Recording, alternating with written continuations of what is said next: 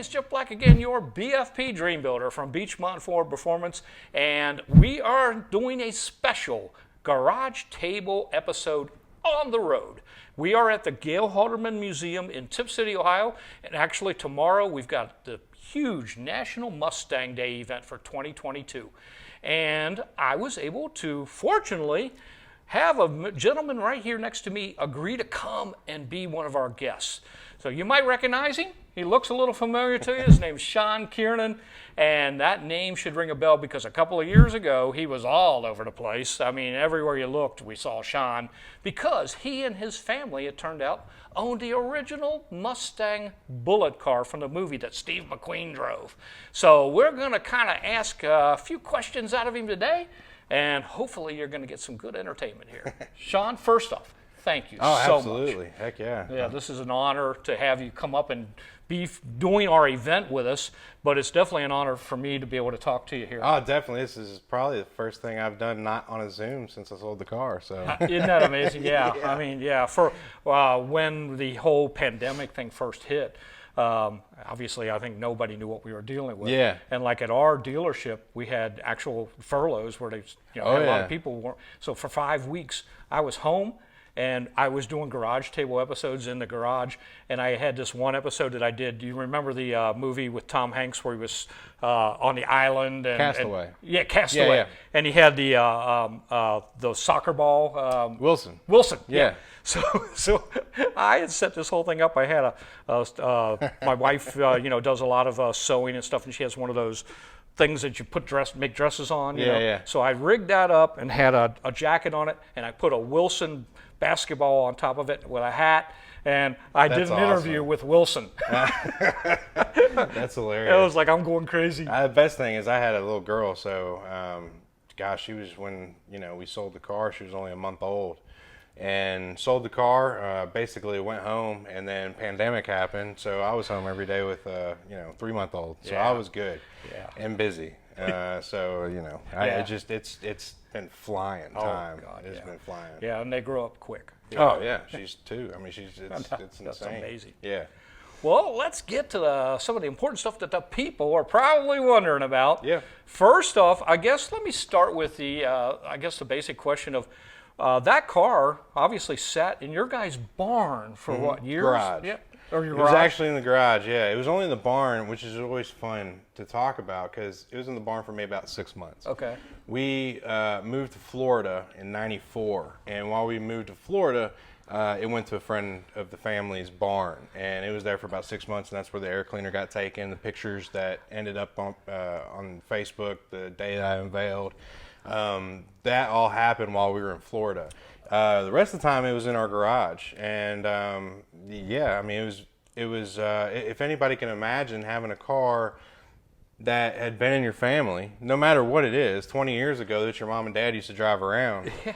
Even though it didn't run, I still drove it in my mind, you know, and played in that car, gosh, every day. I mean, and then I guess when I actually unveiled it and I had to sit under stage and wait to, come out and drive out, I sat in the car for an hour, just hanging out and reminiscing. Yeah. But the smell in the car has never changed. You're right. And I honestly think that if the car even was to get restored, which it's never to be restored, I think it would still smell the same. Yeah. But that's one of the things I hope never goes away with the car. Awesome. So you were, basically growing up with this car there all this time. Oh, yeah. At the time, did you know what the car was? No. I mean, I knew it was special. And the reason I knew it was special because it was in the garage, because all of our other cars were outside. And Dad had a Porsche that he had bought in '89. Actually, bought it in Newport. Newport, Kentucky? Yeah. Oh, across the river from us. Right across the river. And it was a green 75, and probably got pushed more than drove since the day he got it. And it's in my garage now, funny enough. And that was next to Bullitt in the garage. So those two were in there, and everything else was outside. And so I knew the car was special, and it had been in New Jersey until '89. And we didn't have another car like that. There wasn't another, muscle car, or not even that. It was, we didn't have another car from the 70s that mom and dad hadn't. Yeah. So I knew that was the importance to me. Yeah. It was more that than anything. Not until probably, I don't know, until I was like 7 or 8. So I knew of Bullitt, the movie, just from the chase scene.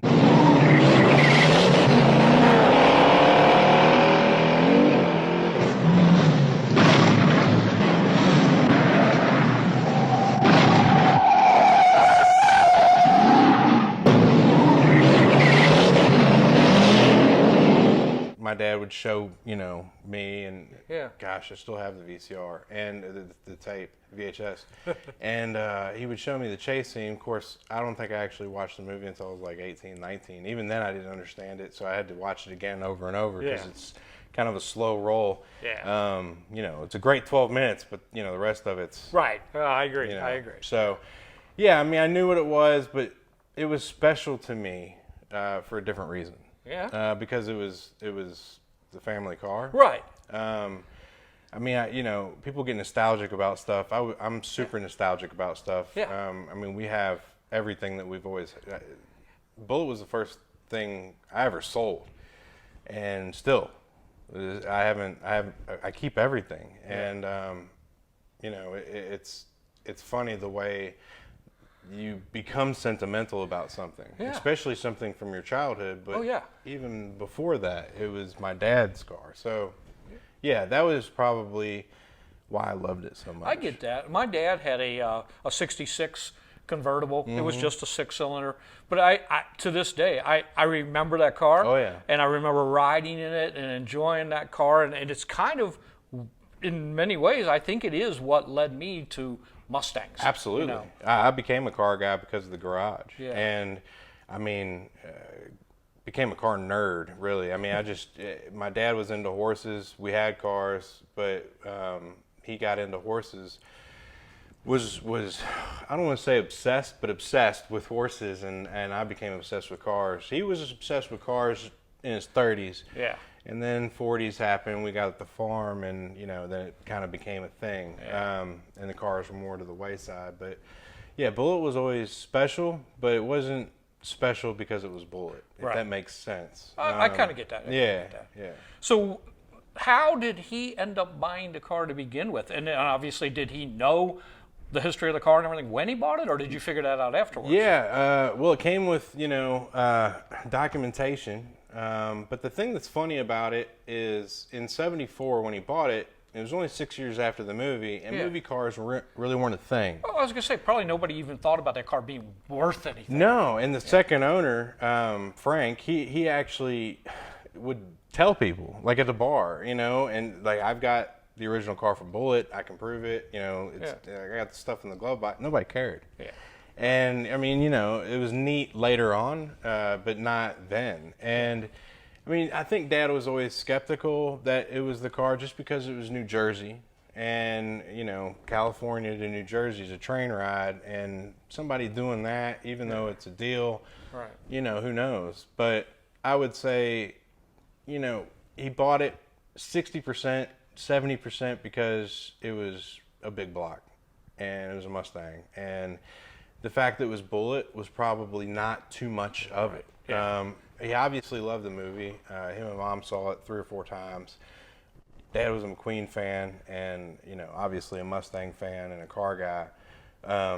But it was just this lonely classified ad in a Road and Track magazine, and it's all by just pure luck and timing is the only thing that.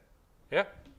That's it. Yeah. So it's something obviously you never know if a car is going to be worth anything. Right. And like you said, at that time, probably nobody really thought anything. Yeah, it was in that movie, whatever. No, you never know. I mean, honestly, you never know. And, I mean, it wasn't a thing, And I know that shocks a ton of people that no one cared, but no one did. And the fact that there was this history in the cars, were they alive, were they not, and were there 2, were there 10, were there 4, how many, this whole thing, nobody really knew until the internet was born. And then people started to dig into it and actually, trying to figure out what, where, how, and who can prove it. So, I mean, all that time that you guys had the car, I mean, were you at some point like deliberately, in a sense, hiding it, not letting anybody know you had it, or was it just because you just didn't know? So when we moved from Florida to Nashville. After we got to Nashville, the first thing to come to the house was the car, and the reason was because of the pictures were taken. Somebody had broken into his barn, and he knew that the Bullitt was in there, and it had some history. That was the point, I guess. Yeah. We brought it and like, all right, we're not telling anybody about it. It's kind of getting weird. Okay. And the reasoning behind all of it seemed to be the birth of the internet was starting to come around. Yeah. People starting to talk about it, and then 99, 2000 was the whole thing of we hear that there's a Bullitt, maybe this edition coming from Ford, and then that's when things kind of got weird because when Ford comes out with an edition, even though it was a package, that this is going to be an homage to the original car, to the movie, and all of that. When that happened, that's when the doors stayed shut, and people started calling my dad because there was a handful of people who knew my dad had it. Right. And my dad just it wasn't in any shape to show anybody anyway. Right. At that point, the car hadn't ran since '80. Yeah. So it was not even the fact that they didn't know what it looked like. In their mind, they think it still looks like the day it rolled off the movie. Yeah. But it was not even near that. It wasn't even. It just. It looked exactly then what it looks like now. Yeah. Except it was running and in shape and everything else. Yeah. And that car was a death trap. Yeah. It was Well, like 400 pounds of Bondo. When the movie was, people were done with it. They're like, whatever. They didn't care. They were begging people to buy it for $1. Yeah. Just to get it off the lot. Yeah. Exactly. It was such a funny story. Just Lee Brown, the guy that built the cars, was begging people to take them. Really. And just get off my lot. I gotta get these things out of here. You imagine 268s, and the Charger was there. Of course, I think they were being stripped for parts, along with the crushed one. We'll call it the Mexico car. But it wasn't a thing. It was just another Mustang. Yeah. So, at what point did you start thinking, hey, you know what? Maybe we'll sell this thing. Oh, selling it. Yeah. Well, I can tell you. So when I unveiled, I started getting that question. Yeah. So it was January 2018. I unveiled, and I would say probably 3 out of the 5 questions were, this is worth, because we had done the Leno thing and they had put a value on it, $3 to $4 million. This is worth that much. This is life-changing money. Are you going to sell it? My thing was, before I even, because I knew that was going to be one of the top questions. Yeah. What's it worth? Are you going to sell it? Right. So my wife and I sat down, my mom as well, and I said, I'm not even going to question or think about it or anything. 2018 is the year of, blood, sweat, and tears. Let's go as many places as we can. Let's show it off to as many people as we can as feasibly possible. I'm not worrying about, selling it. If somebody even comes up, I'll say maybe down the road. But I didn't want that to be screwing with my mind, and be the whole time. So I said, the goal is to get to a museum at the end of the year. So in December, I'm going to park it in the museum. I'm going to go home. We're going to do holidays. And then in January, I'm going to go back to the museum, and I'm going to sit on a chair and stare at the car and figure it out, whether I'm going to do it or not. Right. And at that point, 2018 was insane. Yes, it was a bucket list checked off. It was amazing. Yeah. But a lot of weird things happened too. And, basically going broke trying to travel with the car. But on top of that, it was perception that, this guy's crazy about this car. Right. He's nuts. And he won't let anybody touch it. He won't let anybody sit in it, Right. except, a couple people. And this guy's the only one's allowed to touch. The reason I am, because this isn't, the car gets wrecked or car gets hurt and you paint the fender and blend the door. It's not that kind of thing. Yeah, can't replace it. So I was really weird about it, and people just didn't understand that. So that might have been part of it. I don't know. But the big thing for me was I'm an absolute family guy. I just had a daughter. or my wife was actually pregnant at the time. I had decided, and I sat my sister down, I sat my mom down, and I trailered it down to a show in California in January of 19. Did that, had a blast. Told my sister while I was driving it back, putting it on the trailer, I said, I think this is it. And I was emotionally okay with it. Yeah. And that was the biggest thing, because my wife is scared to death that I was going to regret it the day after and not sleep. Well, I would, and you tell me, but I would also think that at that point too, once you have realized that this car is worth what it's worth, Right.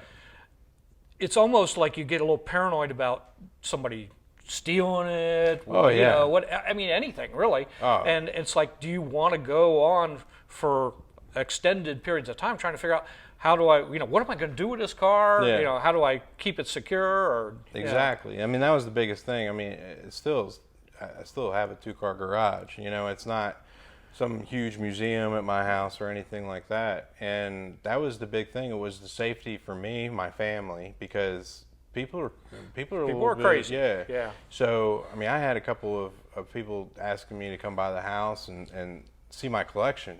And it was just so funny, and I just didn't have it. It was just Bullitt in the garage, and then eventually number 2 joined it right next to it, the 19, and I mean that was it. It wasn't, I didn't have this huge elaborate thing, and that was a big part of it. Is just the safety of the car. Yeah. Because I didn't want it to continue to deteriorate. Right. I didn't want me to continue to deteriorate, trying to take care of it. And somebody really needed to have a collection, a team, a huge place to be able to put it in where it's air conditioned and everything's taken care of. I mean, she deserved that. Yeah. And she's getting that. Yeah. And I mean, that's we're not matters. all Jay Leno. Right. And that guy's got a team. I mean, but they're restoring stuff. I mean, he's got that $15 million F1. And yeah. right? I mean, know. Sit there and think about it. I mean, it's just a car, yes. Yeah. But come on. Yeah. That's insane. Yeah. Yeah. Well, so obviously you made the comment that you decided that you were good with selling it. Yeah. And you still feel that way right now? Oh, absolutely. Okay. Absolutely, because it would either be sitting in a museum or at my house, or I mean, there's no telling. I mean, I don't know. I would continue to show it, of course. Yeah.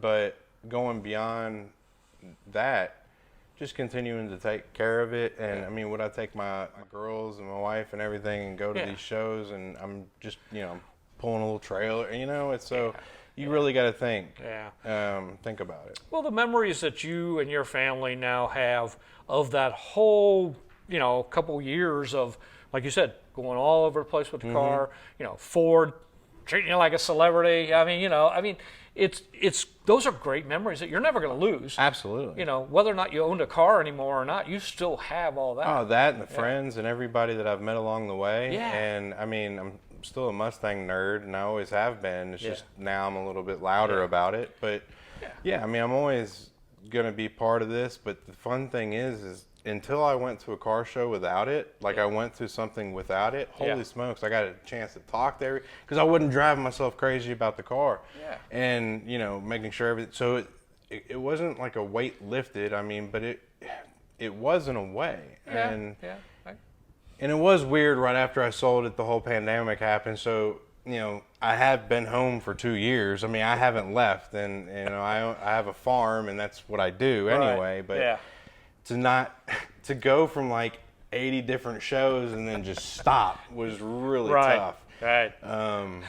Mentally. Well, it's funny that you mentioned about not letting people sit in a car or whatever. And I remember now I'm trying to think of how many years ago it actually was, but you were at the big Somerset, Kentucky event. Oh yeah. And of course I was there, and then our mutual friend Tony Alonso, we were all there, and a couple of our other friends. We were honestly kind of kidding other friends, sending them messages saying, "Hey, don't tell anybody, but we got to sit in a car." We're just kind of That's awesome. like playing with them, and we're like, well, nobody knows if we did or not. Right. And that was the thing is like, when the car, if it got a scratch, I was like, how do you tell? And I mean, my biggest thing was expanding cracks in Bondo. is I took a picture every time I unloaded it, and would measure it and everything. But yeah, I mean, the seat wasn't in great shape, so I just didn't want any, you know. Yeah, no, I get it. Especially when you take it to shows and certain people who's like, hey, can my wife sit in the car, and she's got high heels and this huge hat on, and you're like, does she even know what is going on? Exactly. So, but that was more concourse stuff, which that's not my, you know, whatever. But it was like going to Kentucky Derby. And like you said, you know, again, the memories, all the people you've met. I mean, heck, I would not know you if it wasn't because of this. And, absolutely. And mutually, I've met him basically through my friend Tony Alonso, and then even through that, got to meet your sister. And, I know, yeah. Yeah. And it was the first thing we did. Yeah. Was make sure she had a reliable car. Yeah. And we were fortunate enough to sell her a beautiful Explorer ST. Gosh, that thing is nice. Yeah. She hasn't gotten any tickets in that yet, has she? No. Gosh, I'm sure she barely does a speed limit in that. She's nervous.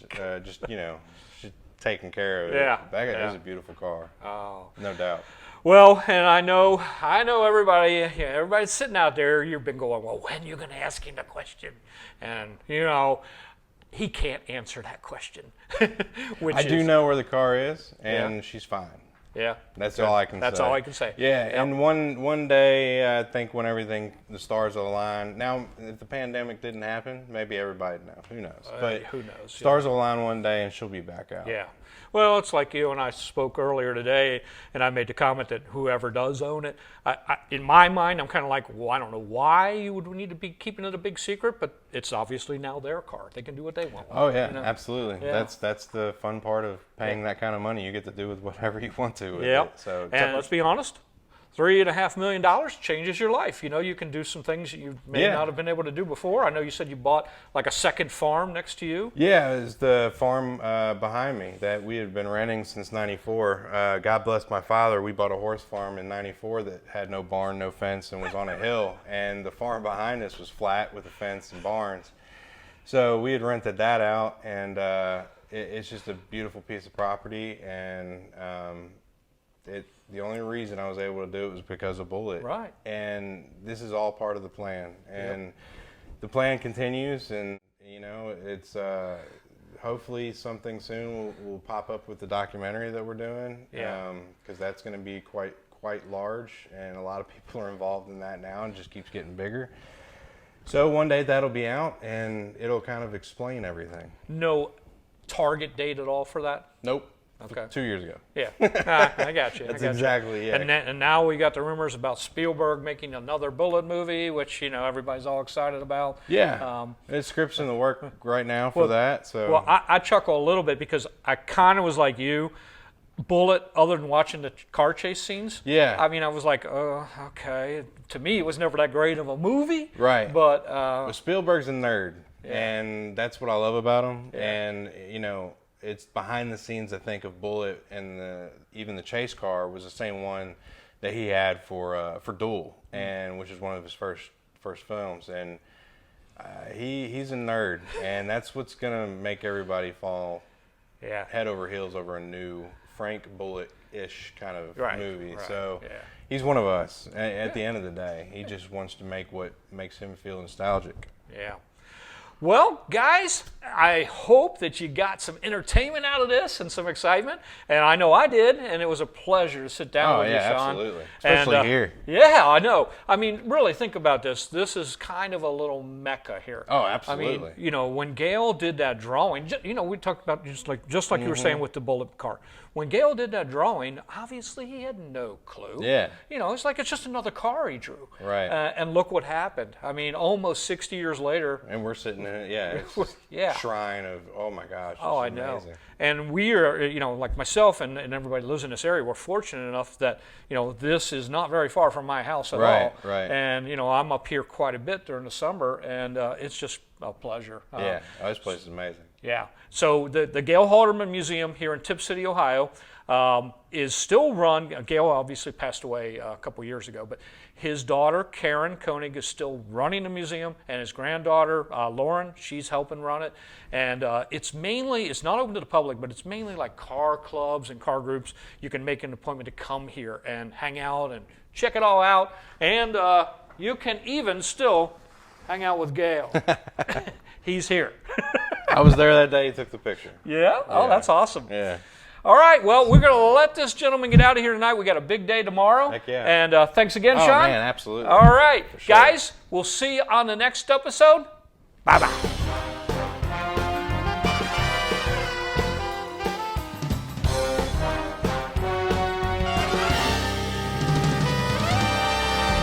Great. Good. Yeah. Yeah. We didn't need a script.